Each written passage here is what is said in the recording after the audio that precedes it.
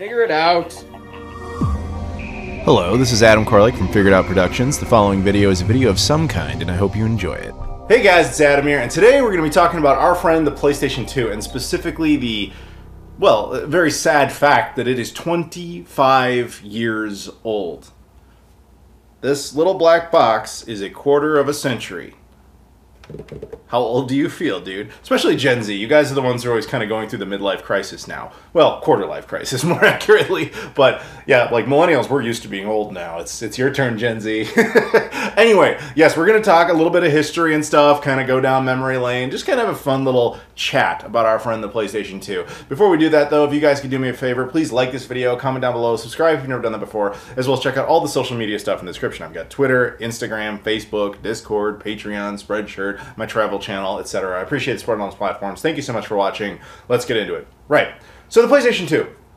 As I said, it really is 25 years old today. If you're watching this the day it came out, it launched on March 4th, 2000. Of course, it is now March 4th, 2025. That was in Japan, but technically that is the launch date. And it didn't launch in North America until I think it was like October 26th, 2000, so like almost a full year later, as was kind of tradition around that time. But this system, I mean, I don't really need to tell you this, I'm sure you know, is still the most successful system ever produced as far as hardware sales. Sony recently somewhat revised their numbers to say it sold as high as about 160 million units in some effort to move the goalpost to stay ahead of the Nintendo Switch. There is a joke out there that Sony's going to just say, oh no, now it was 170, you know, they just keep changing the numbers. Well, I don't know, but either way, they're claiming 160 now. And it is possible, by the time this video is maybe not that old, that Nintendo has actually beaten it.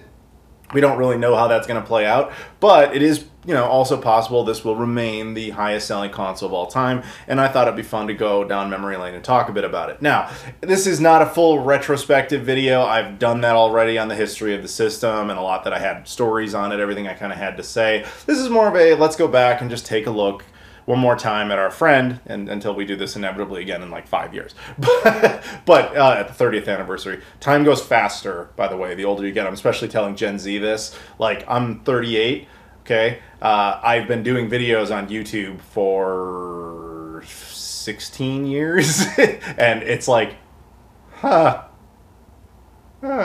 happens. Anyway, so, yeah, PlayStation 2, short history there. It basically, I'm sure you guys know this, but like if you don't, Sony is a unique beast when it comes to the history of video game consoles, because most console manufacturers, their first time out is not a huge hit and most burn off very quickly. If they're fortunate enough to have a successor system, it was usually some sort of success, and then the third time they typically screw it up. Sony was a little bit immune to this, that model, not perfectly, but only in the sense that their first system, the PS1, was a juggernaut. One of the most successful systems ever created, and they got kind of drunk on that success. I mean, even if you compare it to like, so if you take like Sega, like their first system, the SG-1000, was not a hit. Even Nintendo, if you go back to the TV Game 6, was not a huge hit. It took a minute for them to kind of pick up. Sony got spoiled, unless you include the Nintendo PlayStation or PlayStation Zero, which we of course don't because it never got released.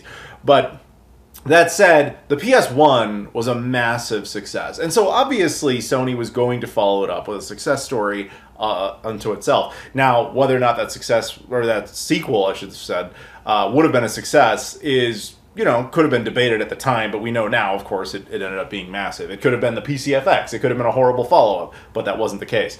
No, it was a huge hit. And the reasons the system were a huge hit were numerous.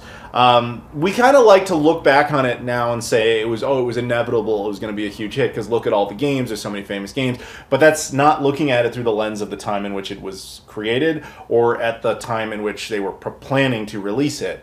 What the unique circumstances that created this system were partially its own decisions. I mean, Sony did a lot of stuff really right with this, but also kind of the circumstances around them. Their competition kind of changing their models, Sega more or less backing out or preparing to.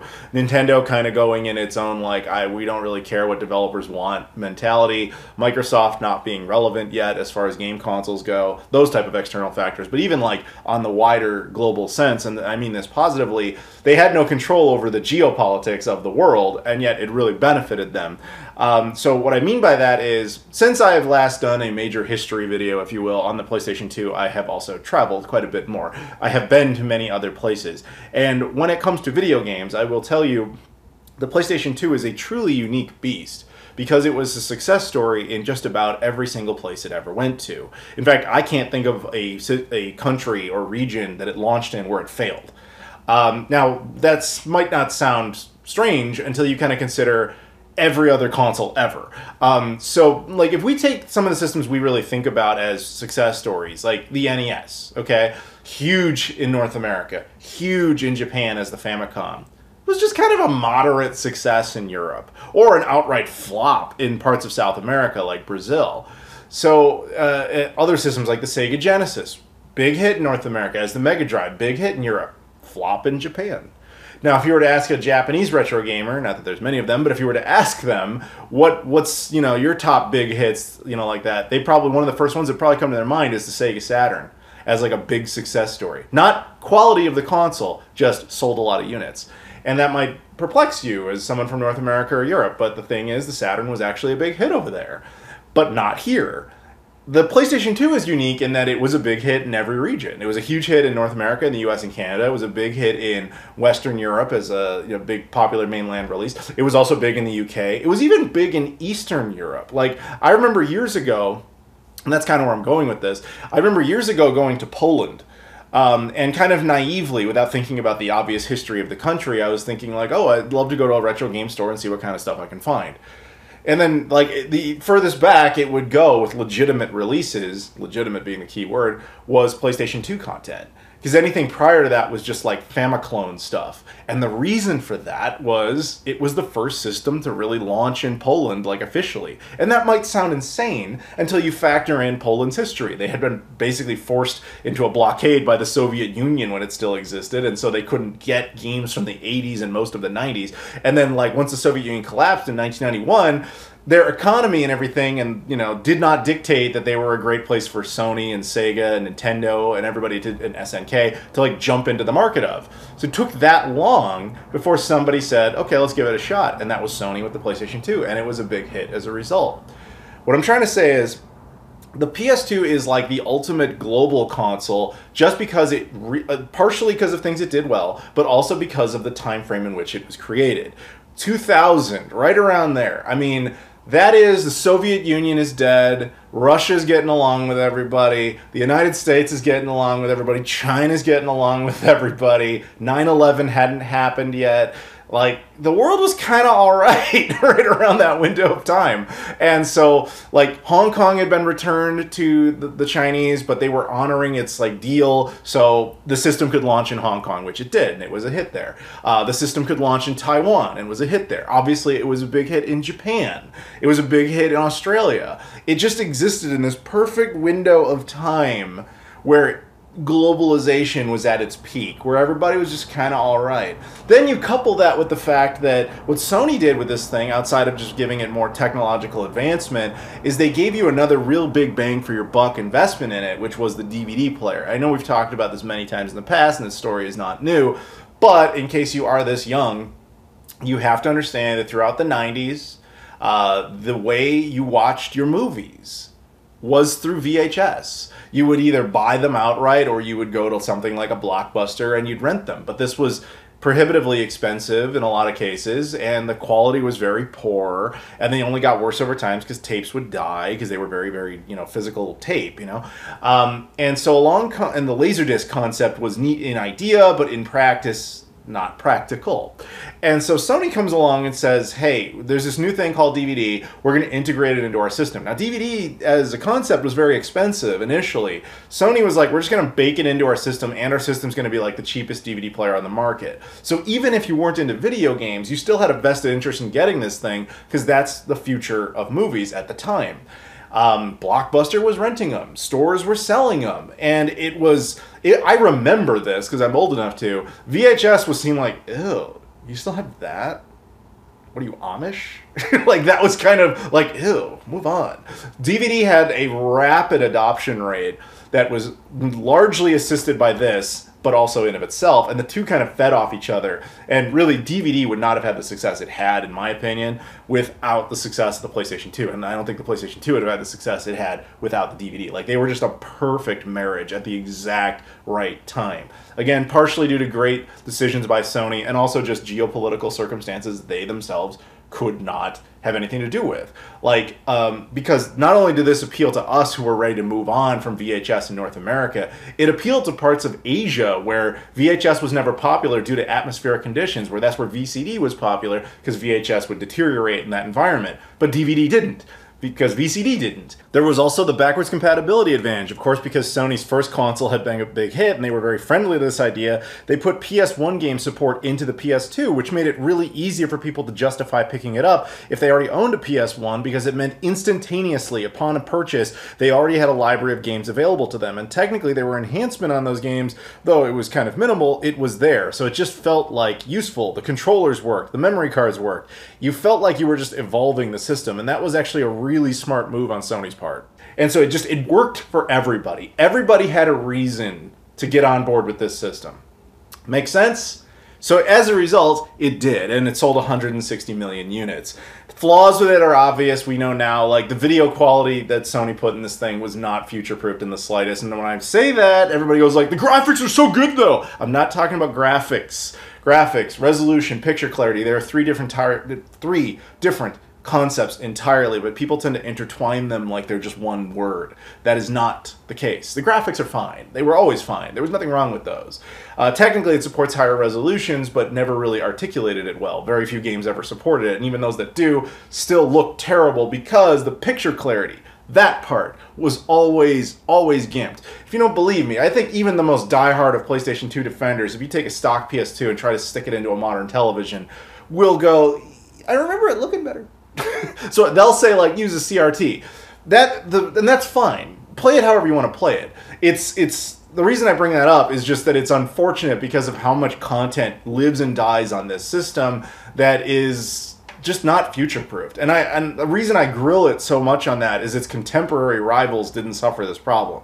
The Dreamcast, the Xbox, the GameCube, even the VM Labs new one had more video future-proofing than the PlayStation 2 did, which is really just a shame. But it is what it is. Now, thankfully, these days we have modern HDMI solutions, and I don't mean plug-and-play cables. I mean, like, there's HDMI boards. Like, I've done a video. This one's got the retro gem installed in it, so you have native HDMI output. The picture clarity, as a result, is far cleaner. Not perfect, complemented very well with something like an M Classic, but you can finally kind of play it on a modern TV and not vomit. It's really where I'm going with this. But we have other options now, too, like the game library, which we'll obviously talk about here in a little bit, is excessive. It's like 5,000 titles globally because of the massive success that it was around the world. And I don't know anybody who has a complete PS2 set. There will be people that say they do, but they're really just talking about, like, oh, I've got all the US games or whatever. Not even including, like, the Canadian oddities or anything. You know, like, I personally am a globalist collector, so I'm like, it's only complete when it's complete. But that's me. Everybody has their own definition. Anyway, I guess what I'm saying is I don't know if there's anybody on this planet that actually has a full PS2 global set, and if they do, dude, make a video, please. But anyway, so as a result, we have more modern solutions to access some of these harder to play games. I've done videos on things like the SSD installation you can do on this system. Now we got the MemCard Pro. This thing, I didn't do a video on this element of it because it didn't exist when I did this video, but you can now update these to play games directly off the memory card. Like, there's a lot of ways to play the system now, and you should, because it's 25 years old and I want you to enjoy it and be nostalgic with me.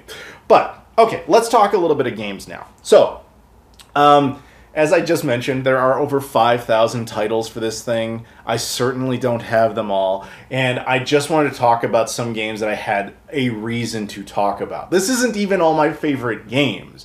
And the reason I mention that is inevitably you get people who are in the comments who are always upset about this. They're like, where's my game? No, that game deserved a mention. You are not me. I am not you. We have different experiences, and that's something you need to remember in life, not just when it comes to video games, but as a general piece of advice. Everyone has different experiences that brought them up to this same moment. And as a result, they're going to have different things to say. So, I have different games here to talk about than you inevitably would. But that does not mean I'm saying these are the best PS2 games. In fact, some of these are genuinely awful. The reason I plucked these is I have something to say about them that I thought would be kind of interesting to talk about in this particular video. Now, hopefully with everybody on board there, let's go. So the first one I want to talk to you about, this one to me is the PlayStation 2. This will always be, unless something genuinely shocks me, my favorite PlayStation 2 game ever released. It is the game I associate the most with the PlayStation 2. The one I have the most personal tie to, by far. And it's probably not the one most of you would have picked. And that is fine. I am not even saying it's the best game on the system. It is simply the one I associate the most with it, and I guess would be my personal favorite for that reason. We have Twisted Metal Black. Now, I know I've talked about this before, but basically, long story short, I, of course, grew up largely on the PlayStation 1. I loved Twisted Metal 1, really loved Twisted Metal 2, hated Twisted Metal 3 and 4, didn't really care about Small Brawl, and I was waiting, and it was that awkward age where time just feels so much longer, and you're like, where is the next one? Where is the next one? It's never happening. Where is it? And one of the hype things around the PlayStation 2 for me was finding this game. There's going to be another Twisted Metal at some point. Of course, they had been talking about it for a long time. And eventually they were like, well, we apologize for the sins of 3 and 4. We bring parts of the original dev teams on from 1 and 2 that are going to make the new game. And they did. And this launched actually in 2001. It launched actually only a couple months before 9/11. So it was like the very end of that window of what I was talking about before, when that kind of everybody's getting a long window. And it was perfectly emblematic of the time. I mean, you could not... I mean, the back of the game actually includes a plane, like an aircraft being shot down. Like, this would not have been released in a post 9/11 world, or at least it would have been altered substantially. But anyway, so I loved this game. I remember back, I think it was like June, I want to say, of 2001, I think. When it came out, I remember going over there. I think that it... If I remember correctly, my mom took me over there. Like, I had kind of just bullied her into it. I was like, please, I've been waiting for this game for years. Please, I gotta have it. And so we went over and we got it. And I remember absolutely loving it. And it was the first time I had really experienced the PlayStation 2 with any sort of vigor. Because I had actually owned it since the end of 2000. Like, I had the launch... I actually got one of the launch units when it came out. And I didn't have much for it. I was just playing, PS1 games with like the minor visual enhancement. I think I had Star Wars Starfighter as well. But this was like the first game that made me feel like, okay, the PS2 has truly arrived. And I will always credit it with that. I loved this game. And unfortunately to me, this is still where the Twisted Metal franchise ended, though. Because the sequels that exist, which there's very few, were never really an appropriate follow-up. Twisted Metal Head-On being the closest, because it was kind of the same dev team, but it was a PSP game. They did do a PS2 version that included some bonus content where you're playing as Sweet Tooth, like walking around and stuff. And it was kind of like what... assets that were either left over from Twisted Metal Black or that were supposed to be kind of baked into a Twisted Metal Black 2 that never happened. That proper sequel never got made. And Twisted Metal, the 2012 PS3 game, I really was disappointed in. Like, really genuinely. And I think that this type of combat and this type of gameplay just doesn't have as much of an audience as it used to. I know that there was talk that, actually it was very recently at the time I'm recording this, that there was like another canceled Twisted Metal game that very early in development that they were talking about doing like some kind of massive MMO type of thing with it or whatever, but that's not what I would have wanted. I would have wanted something like this, just a simple single player experience with the premise is always, here is an area of the world, a bunch of cars are going to go shooting around in it, and then the last survivor wins the level, and then you move on until you win the whole tournament. Like, that's all I want. I just want that with modern capacity. I don't want any online component. I don't want anything like that. I just massive DLC packages. Just give me this again. That's all. Okay.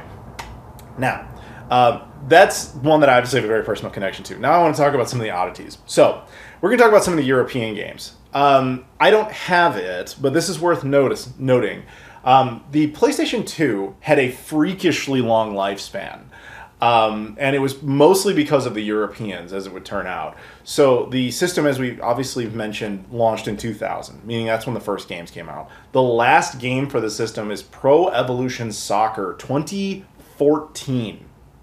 Now, I actually had the opportunity and missed getting this. I was in Portugal in the summer of 2013, and there it was. It was a new release, and I remember being blown away by the fact that 13 years later, we were still getting new games. I mean, keep in mind, at that point, not only was the PlayStation 3 out, the PS4 was about to drop. It was like a couple months away at that point. The Wii U was out. So to see a brand new PlayStation 2 game was insane. Now, part of the reason for the longevity of the system was all the things we had mentioned about its massive success. And to Sony's credit, they do support their platforms for a very long time. However, that wasn't entirely the reason. In Europe, and I think it was in 2009, in Spain specifically, I'm not a legal expert on Spanish law, but I do know that Spain has a couple of little weird rules on certain media because of what they consider it to be abandonware. They're like, before the recent 4K James Cameron True Lies transfer, there was actually a Spanish exclusive Blu-ray of the movie that was made out of like an old HD VHS tape from like, you know, the 90s. And that was unofficially released in Spain because Spain has certain rules that basically say if the content creator has more or less considered it abandoned, then we're allowed to do whatever we want. And I'm guessing that law played in a role here because in 2009, I don't know who it was, but somebody sued Sony over quality control issues with the PlayStation 2. The way basic game development works is if you are a game developer and you wish to make a game for a console company manufacturer, say it's Nintendo, Microsoft, Sony, whatever, you make the game, you present it to them, and they basically look at it like, okay, does this meet our personal quality standards that we would be allowing this on our platform? It's just it's a filter. It's been around since the Atari 2600 era because Atari didn't have that filter and people just went ham, and that was part of what caused that crash. So that's why that exists. Now, in 2009, Sony lost a lawsuit in Spain that did not allow them to have quality control standards anymore. Essentially, at that point, anyone who felt like publishing a game on the PlayStation 2 could do it. If they were willing to make the game and pay the nominal fee, Sony had to publish it, as long as Sony was still willing to publish games, which would go from 2009 at that point until the last one in 2013. So for 4 years, anybody, just hog wild, could make games for the system, but initially it was Spain, but because Spain is part of the EU, it expanded to the entirety of the EU, and that resulted in a lot of chaos. So there's a lot of dumb stuff, is really where I'm going with this. That said, there are some good games. I want to show you at least one before we talk about some of the dumb ones. This one, I remember picking this up in Portugal in 2013, that same trip. This is Seven Sins. This game is good. This is not a bad one. This is The Sims, but for adults. Adults, you catch my drift? I mean, you can tell, just kind of getting a sense, looking at the cover a little bit. Like this, let's just say this game would never get released in North America. it had no chance. This one is a European exclusive that actually is legitimately fun. I mean, the whole premise, mix Leisure Suit Larry with The Sims. Let's put it that way. But yeah, that one's actually fun. Then you have some just failures that are just kind of funny. So major companies, even, you know, your Segas and so on, they had a tendency to release games in Europe and in Japan that never saw light of day in North America for one reason or another. Like, that was very common, that a lot of Japanese exclusive games would get very kind of haphazard translations and thrown into Europe and not North America. I don't pretend to know why that is, and I'm sure there's a lot of different reasons, but that was a common trend. This would be an example. This is Altered Beast. Yes, Altered Beast, the infamous Sega franchise, had a remake for the PlayStation 2. The game is terrible. Like, really bad. Came out in Japan, came out in Europe, obviously didn't come out in North America. To my understanding, it was intended to, but the game was canceled because it is really bad. It was selling really poorly, and Sega just kind of washed their hands of it and moved on. But if you ever want to try it, it does exist. But back to that, publication thing. Once that happened, there were a few different companies that became very infamous for just launching trash on the PlayStation 2. One of them is a company called Blast. Now, Blast had kind of an interesting approach to this. They would basically, from what I can tell, they would just make really basic games, like not associated with anything. Like, here's a room, we've got walls in it. Our main little character, it's kind of like a Bomberman clone. Like, we'll put some bombs here, and the guy has to get through the wall or whatever. Just simple games, very simple games. And then once they had these games, they would try to find some sort of official movie or TV show license to vaguely associate with it, and then get permission to do that and release it. And to that end, one example, Home Alone. Yes, the Macaulay Culkin beloved Christmas movie franchise. This is an officially licensed Home Alone game. But what I just described to you about it just having some walls and some bombs, that's what this game is. It is not good. It's just that I'm sure 20th Century Fox, whose name and logo is right there on the box, at the time was like, free money. We don't have to do anything. This game already exists. They just pay us a check. We just associate with a brand that at that point was totally dead, and we just get from free money. This happened all the time. Look into Blast's PS2 history. There's tons of franchises you will recognize and be like, I had no idea that that had a game, because it really didn't. The game was made just in association with the brand, afterthought. Now, the reason I told you all that crazy stuff about the Europeans in particular and how anybody can make a game, this is the definitive example of that mentality. There was, I think the dude was from Sweden, I think. I'm not actually sure which country, but I think. He spoke English, but not natively. And he decided that he was going to make movies, animated films. And he makes a ton of animated movies, and then decides he is going to be the voice actor in all of them, even though he can't act and doesn't speak English natively, and he can't differentiate from character to character. So imagine a movie where I talked like this, and this was the exact tone every character in the movie had. Hi, Bob, how are you? I am good, Mike, how are you? That guy made a ton of those and then published them on PlayStation 2 discs. The most infamous one being Animal Soccer World. There is no soccer in this. It's a story about these characters vaguely playing soccer, but it's just a movie. It's not a game. I remember buying this in Portugal because at the time this was an infamous game already.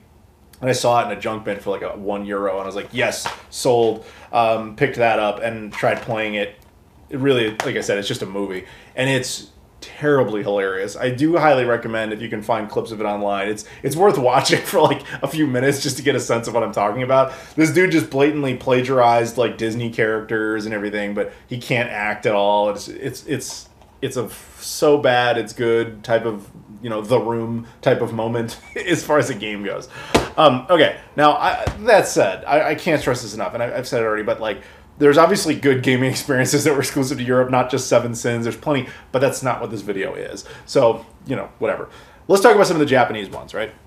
Now, some of the Japanese ones I have are more interesting because the Japanese, as is usual, have a massive library of exclusive content that we don't get. Now, in the case of the Europeans, I find their exclusive content to be, funnier, largely because I can understand it, or it's something I'm familiar with, like an American movie franchise where, like, the Home Alone house is only like 30 minutes away from me. I've been to it, so I get that. But then a lot of the Japanese exclusives are like anime graphic novels and stuff like that, where I'm like, no, dame, no, I don't want that. But that said, there's a bunch of good ones. So I guess what I'm trying to say is I rarely bought or picked up really bad Japanese games just because it doesn't have the same novelty punch to me. But we got a few just things I wanted to point out to you. Now, the first one I ever got, and this one is genuinely cool. This is Transformers Tatakai, or Transformers Generation Zero. This was a relatively early PlayStation 2 game from what I recall, and this retreads the original Generation 1 Transformers, which you can see based on the shirt I'm wearing, I am a fan of. And the interesting thing about this game is it's oddly playable, because I believe while the text is all Japanese, oddly enough all the Transformers themselves speak English verbally.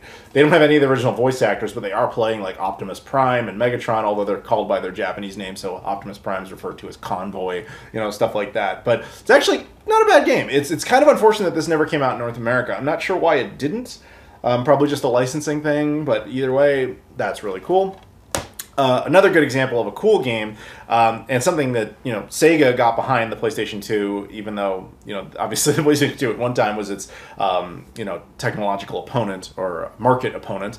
And once Sega bowed out, they got on board. And one of the things they did was they went back to a lot of their mid-90s arcade stuff and Saturn stuff, particularly for Japan because the Saturn had been such a big hit there. They decided to reissue and update a bunch of their games for the Japanese market. One example would be this. This is Dynamite Decca. Now, Dynamite Decca is known here as Die Hard Arcade. Die Hard as in the Bruce Willis franchise. That's like sort of Bruce Willis on the cover. Die Hard Arcade was officially licensed by Fox. However, the sequel, Dynamite Cop, as you know it on the Dreamcast, was not licensed. In Japan, it was never licensed. It was just called Dynamite Decca and then Dynamite Decca 2. Dynamite Decca 2 is Dynamite Cop.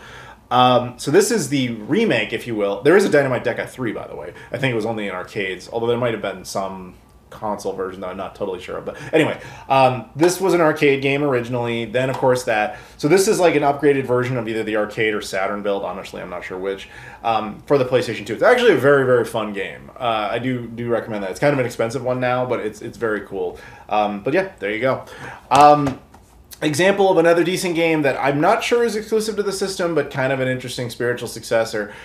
This is Chaos Field: The New Order. Now, Chaos Field is a shoot-'em-up game. I have the original on the Dreamcast, the GameCube. It was on a whole bunch of stuff. However, Chaos Field: The New Order, I don't think had been sprinkled out there nearly as much. I mean, even a lot of the shmup collections that I have, or at least that I remember having off the top of my head, don't typically have this one. They have the first game.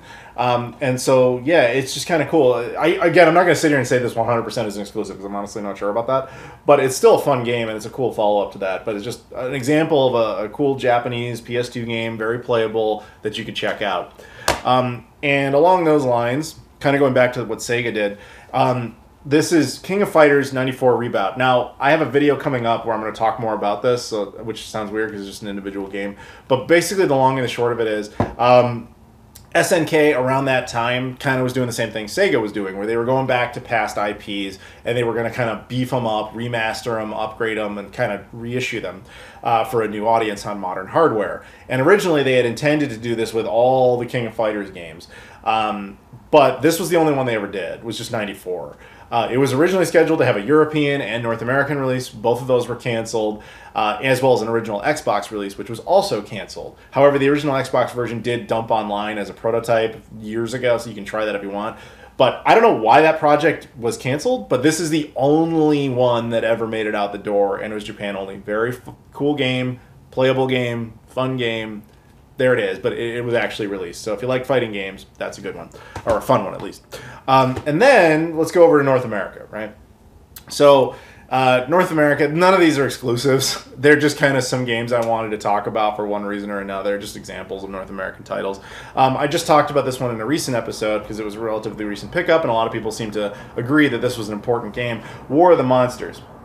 It was actually surprising to me how many people in the comments actually were like, oh, War of the Monsters, oh, like that was a big one to a lot of people. War of the Monsters, if you don't know, was basically, did you guys ever play like Godzilla Destroy All Monsters games?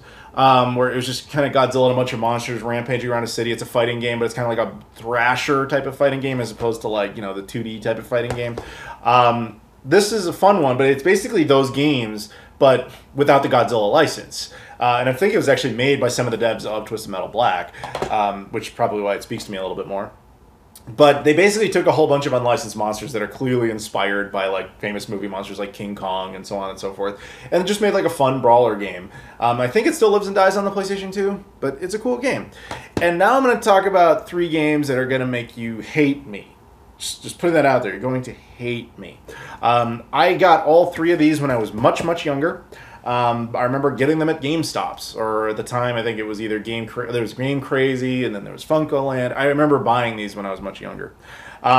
This one, Blood Will Tell, which is now a very expensive game. This is a cool one where like the premise is like you're this guy whose limbs have been like blown off, and so you have like these swords and knives that come out of your legs and out of your arms and stuff, and you're like fighting demons and stuff, and you're protecting this girl, and it's just a bizarre game. I only got it years ago because Sega made it. This didn't actually, that was really the only thing that intrigued me about it. It's like, oh, Sega made that? I want that. And I just picked it up for like chump change back in the day, not realizing it would eventually become a very expensive title. But it is actually a fun game, and I appreciated it more as I got older.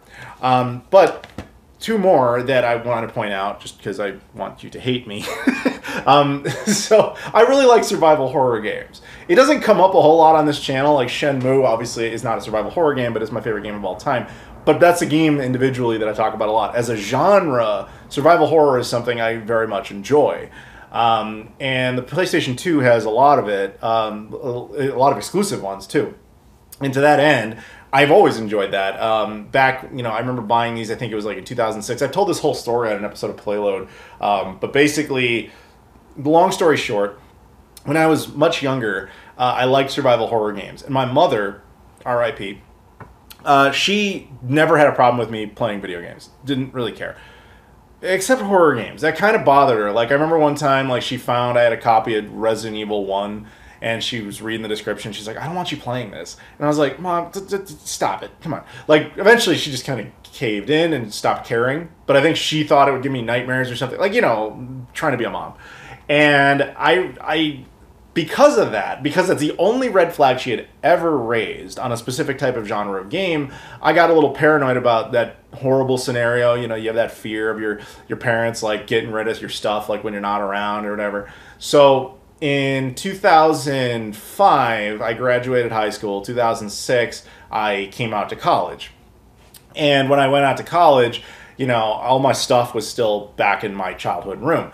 And so I anticipated that she wouldn't do anything, but I had kind of thought there was some vague possibility that if I wasn't around, she would go up and start purging stuff, even though I told her, like, don't do that. And to her credit, she never did. She wasn't that type of personality. That was just me being a lot younger and being like, what if she did? So the reason I'm telling you all that is I took, at one point, a bunch of games that I thought were something that might cause a problem in that regard. I put them in a box, and I put that box inside of a storage room that was inside my bedroom. So, like, my bedroom at the time, I had like a dresser, my clothes were in there or whatever. But behind that, there was like this little tiny door. And it was really just a way to access. It was like for, people who were working on the house, if they ever had to. You could get like a storage cellar type of thing or whatever. Where basically the idea was you would just go in there to access, like, HVAC piping and nothing that's really like a room. But I remember getting to it, opening that up, and I put this cardboard box full of games that I thought were questionable. And I put them in that room, the little room, closed it up, put this thing back, and I'm like, okay, she's never going to think to look in there. And I totally forgot about it. Like, totally forgot about it. We're talking, I forgot about it for a decade plus. So what ends up happening is back in 2021, 2022, there was a huge fire at my mother's home. Like, she had already been deceased at that point, and the house was just kind of sitting there. And there was an explosion from a lamp, which, by the way, apparently is a thing. We just had a lamp plugged in the kitchen. That lamp had been there for the better part of 40 years, wasn't even on, and just exploded, according to the forensics team. And the whole house just in flames. Like, I'm still dealing with it. But my room was very distant from the fire. So a lot of my stuff wasn't really as affected as badly. Anyway, the reason I'm telling you all that is at a certain point I was allowed access to start digging through things and kind of take stuff out before they began the demolition phase. And in doing so, they had unearthed a ton of stuff, the fire department and everybody else. And I got into that little room and I saw that box. And I was like, I had a vague memory of what it was. I remember opening it and seeing the top game, and then it all came back. Then I closed it up because I didn't remember what else was in there. And so I brought that box back here, and on camera, on an episode of Playload, I showed it to you guys live. And the two most infamous games that were in that box, here we go. Kuon and Rule of Rose, which are games I had forgot I had purchased when I was much, much younger, when they were like just GameStop clearance type of stuff. So I know you can hate me for that, but I hope you enjoyed that story all the same. But yeah, so that has been some of my PlayStation 2 experience. And I know it's a long video. I hope you guys have enjoyed it. I hope you kind of got something out of it. And I want you to go out there and play your PlayStation 2 if you can. Like I said, there's a lot of modern ways to do it now. We have modern controllers. We got modern memory cards. We got modern SSD methods. We have modern video outputs to take something that was retro and make it modern, make it legacy, make it feel more like today, but in all the best ways. Play your PlayStation 2. That's what you should be doing today. So, if you excuse me, I'll probably go do that. So thank you very much for watching. If you guys could do me a favor, please like this video, comment down below, subscribe if you've never done that before, as well as check out all the social media stuff in the description. I've got Twitter, Instagram, Facebook, Discord, Patreon, Spreadshirt, my travel channel, etc. I appreciate the support on all those platforms. Thank you so much for watching, and I'll see you all later.